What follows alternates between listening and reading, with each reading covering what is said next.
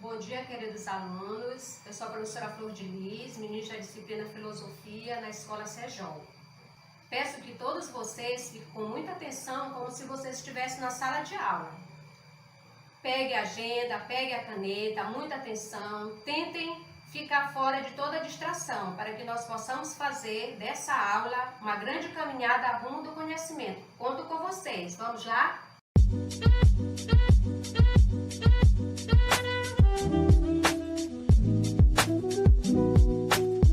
Caríssimos alunos, nesse terceiro período nós vamos trabalhar o tema gerador Ciência e Arte. Aí vocês podem perguntar, professora Flor de Lis, o que tem a ver ciência e arte? Qual a relação entre arte e ciência? É exatamente isso que vocês vão compreender ao longo desse período. Esse tema gerador Ciência e Arte, ele é bastante denso, então eu dividi-lo em 2 tópicos. O primeiro tópico é o racionalismo e o segundo é o empirismo. A primeira aula de hoje, terceiro período, nós vamos trabalhar o racionalismo. Vocês vão compreender qual o significado, qual a origem do racionalismo, a qual corrente filosófica ele pertence. E vocês vão também conhecer o pai do racionalismo, assim considerado o filósofo René Descartes. Nós vamos conhecer qual o pensamento de René Descartes sobre o conhecimento, o que ele afirma sobre o racionalismo.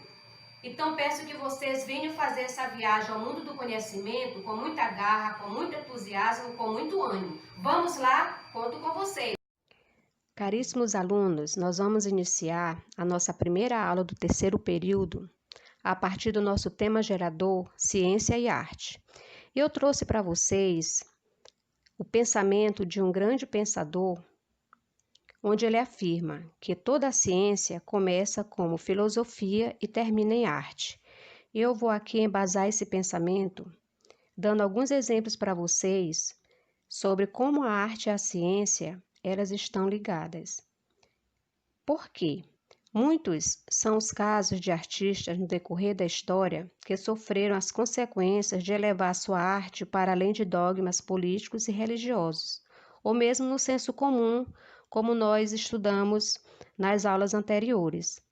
A arte, além de despertar fruição estética, ela pode também ser considerada subversiva, revolucionária e servindo às vezes a protesto, a denúncia e a emancipação.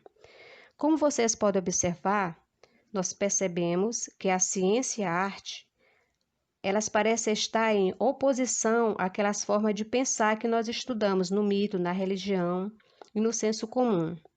Então, nesse sentido, elas podem sim se aproximar da filosofia, como veremos na nossa aula seguinte. Como eu havia falado para vocês na apresentação, que eu dividi esse tema gerador Ciência e Arte em 2 tópicos, para ficar mais fácil para vocês compreenderem, que é o racionalismo e o empirismo. Na nossa aula de hoje, nós vamos compreender um pouco sobre essa corrente filosófica, o racionalismo.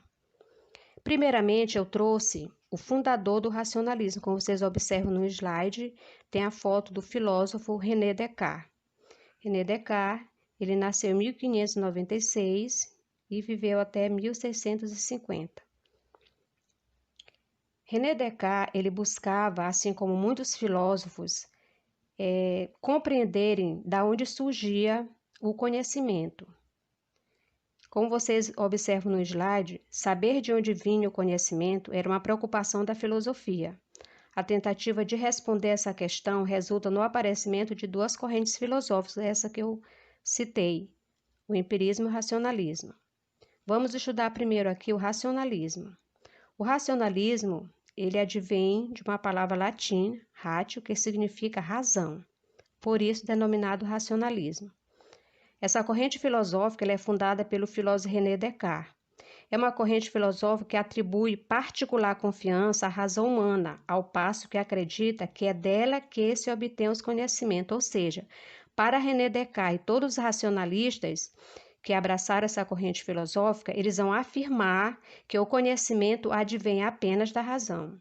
Ele afirmava que só a razão seria confiável, pois os sentidos podem nos enganar e o conhecimento verdadeiro só pode ser produzido pelo exercício da razão a partir de certas ideias inatas, ou seja, aquelas ideias que nós já nascemos com ela.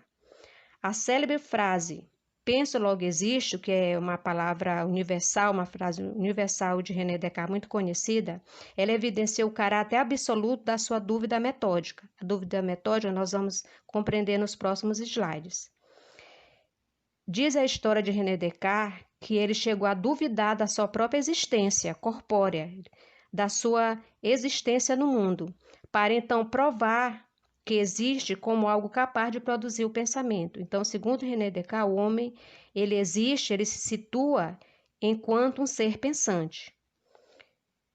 Na história de René Descartes, nós podemos observar muitas obras que ele contribuiu no pensamento filosófico, porém eu trouxe apenas duas, que são duas obras que nós vamos estudar nesse período, que é o Discurso do Método, de 1637, e Meditações concernentes à primeira filosofia, em 1641.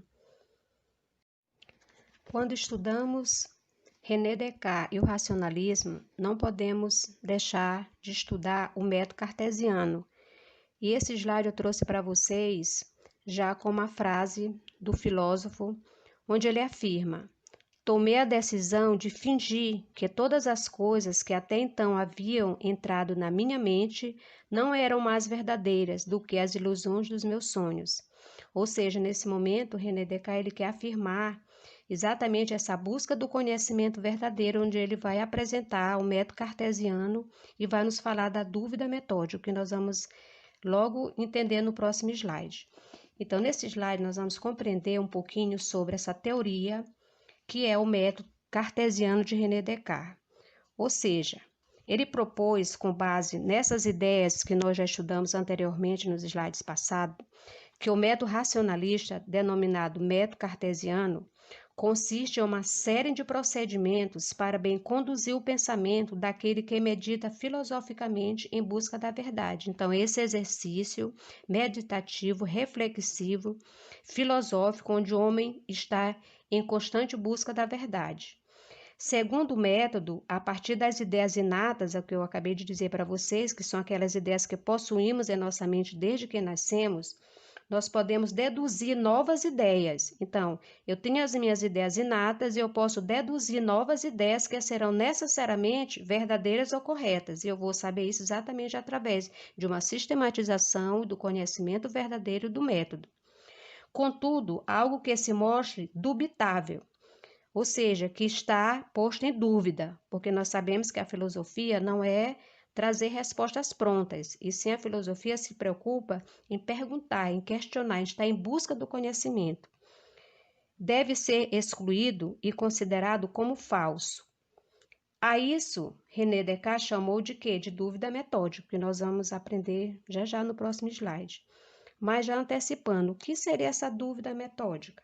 Exatamente o modo especial de duvidar, que utiliza a dúvida como parte de um método para obtenção de conhecimento. Então, ele vai sistematizar, ele vai planejar, ele vai usar essa dúvida em busca de quê? De encontrar o conhecimento verdadeiro.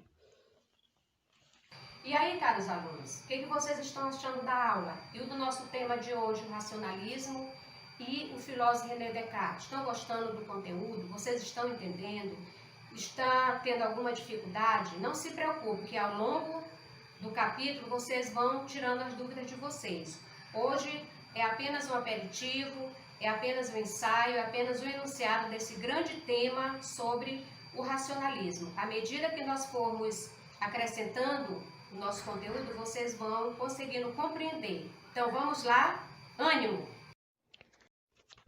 Meus queridos alunos, nós vamos dar continuidade nesse slide sobre o tema a dúvida metódica e o método cartesiano baseado nas ideias do filósofo René Descartes. Vou explicar aqui para vocês com mais detalhes para vocês entenderem. Antes de começar a explicar para vocês sobre o método cartesiano e todo o seu procedimento, eu gostaria que nós parássemos um pouco para refletir uma frase que eu gosto muito de analisá-la nessa aula sobre a dúvida metódica. Essa frase ela não é do pensador René Descartes, ele é do pensador Francis Bacon. E diz assim: a dúvida é a escola da verdade. Por que eu trouxe essa frase? Para mostrar para vocês que a filosofia ela vai nos levar a esse caminho da dúvida. Como eu falei anteriormente, a filosofia ela está em busca de problematizar e não de trazer respostas prontas, do óbvio. Então, a dúvida é a escola da verdade. Pensamos nessa frase durante essa explicação da aula que eu vou dar, porque ela vai ser um norte. O método cartesiano, ele é um instrumento seguro e confiável. Por quê? Porque ele vai passar por um planejamento, ele é um método, por isso ele tem uma ordem, ele tem uma sistematização. E ele é confiável exatamente porque ele vai passar por 4 procedimentos que nós vamos ver já já, para distinguir o certo do duvidoso. Então, baseado nesse método cartesiano, a dúvida ela vai estar em evidência para que o homem encontre a verdade daquilo que ele está buscando. E é pautado nos seguintes procedimentos. Que procedimentos são esses? Dividir em 4. Primeiro, nunca aceitar como verdadeiro algo de que se possa duvidar. Então, dentro desse planejamento, dessa sistematização desse método, o homem pensante, ele vai sempre duvidar, ele não vai nunca aceitar logo aquilo que está posto, ele tem que ver o que está por trás, aquilo que ele vai descobrindo a partir da sua investigação. Segundo, dividir os problemas em problemas menores que sejam mais fáceis de resolver, exatamente dentro dessa sistematização que eu estava explicando acima para vocês. Terceiro, conduzir o pensamento de forma ordenada. Observe que eu expliquei que é um método. O método ele tem uma ordem, ele é linear. Ele quer chegar a um ponto comum. Que ponto comum é esse? A busca do conhecimento, encontrar a verdade, indo sempre do mais simples para o mais completo.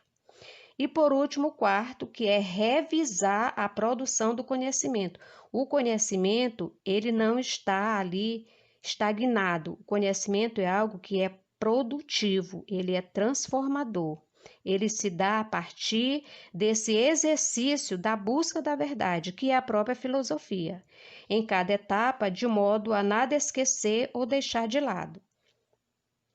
Esse método, meus amores, ele está inspirado em quê? Na matemática. Concebe a ciência como um conhecimento racional e demonstrativo. E vou explicar melhor para vocês. Por quê? Ou seja, entendam bem, ele é produzido exclusivamente com o uso do pensamento e de seus instrumentos lógicos, racionais. Aqui vocês lembram de quê? Da nossa matemática que vocês tanto amam. Por isso mesmo, é possível de ser demonstrado, comprovado. Assim como nós conseguimos, como vocês conseguem muito bem demonstrar o resultado, por exemplo, de uma equação matemática. Meus amores, estamos chegando ao final da nossa aula. Esse é o nosso último slide. Eu coloquei esse tópico para vocês, sujeito e objeto. Antes de explicar para vocês o que é o sujeito e o objeto dentro desse plano do conhecimento, eu gostaria que nós parássemos para analisar a frase do pensador que estamos estudando nesse capítulo, que é o René Descartes. Ela diz o seguinte: é prudente não confiar inteiramente em quem nos enganou uma vez. Com certeza vocês pensaram em alguém e devem estar sorrindo, porque de uma forma ou outra sempre encontramos alguém que nos engana. Mas aqui o René Descartes ele não está se reportando a esse tipo de engano, e sim o engano dos nossos sentidos. Porque quando nós formos estudar o empirismo, vocês vão ver que é uma corrente filosófica que vai apresentar o conhecimento como resultado das experiências, que é o empirismo. Então, ele está dizendo aqui que é prudente não confiar inteiramente em quem nos enganou uma vez, em relação aos nossos sentidos. Então, sujeito e objeto. Quando nós estamos estudando qualquer forma de conhecimento, vocês vão observar isso quando vocês estiverem na academia, na faculdade, vocês forem fazer o projeto de TCC, de monografia, vocês vão ser o sujeito, aquele ser pensante, aquele que está pesquisando, que está investigando, diagnosticando, e o objeto, né, que é o objeto que está sendo investigado. Então, o sujeito e o objeto, quando nós falamos em conhecimento, eles existem em dois polos diferentes. Então, o que é o sujeito? O sujeito, ele é exatamente um ser que pensa. Ele pensa e observa o mundo produzindo ideias sobre eles. Então, o sujeito aqui, ele vai se distinguir, ele vai ter ênfase, enquanto aquele ser pensante que vai observar, que vai diagnosticar o objeto a ser investigado. O objeto, por sua vez, é a coisa que é pensada pelo sujeito. Então, aqui o objeto seria algo que está sendo pesquisado, diagnosticado, buscado, sendo compreendido pelo sujeito que o estuda. Seria o quê? A matéria do conhecimento.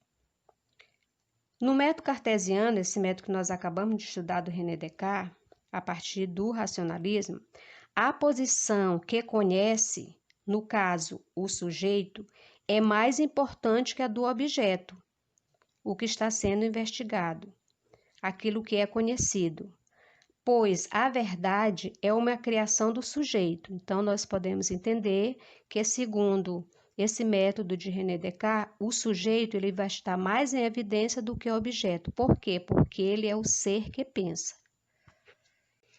E aí, turma do primeiro ano, o que vocês acharam da nossa aula, do nosso tema gerador, ciência e arte, do nosso tópico primeiro, racionalismo, do nosso filósofo René Descartes, das considerações apresentadas nos slides? Espero que essa aula de hoje tenha deixado para vocês o gosto de vocês pesquisarem, de vocês saberem mais sobre a origem do racionalismo, conhecer mais esse filósofo que é tão importante para a história da ciência na filosofia. Nós vamos encerrar hoje aqui a nossa aula, infelizmente chegamos ao fim. Foi um prazer imenso estar com vocês, voltaremos na semana próxima. Olhem os conteúdos de vocês nos livros, aprimorem mais o conhecimento através dos slides. Eu estarei disponível para vocês no Google Sala de Aula, me procurem para tirar qualquer dúvida. Foi um prazer estar com vocês, bons estudos e conte sempre comigo. Beijos e até a próxima!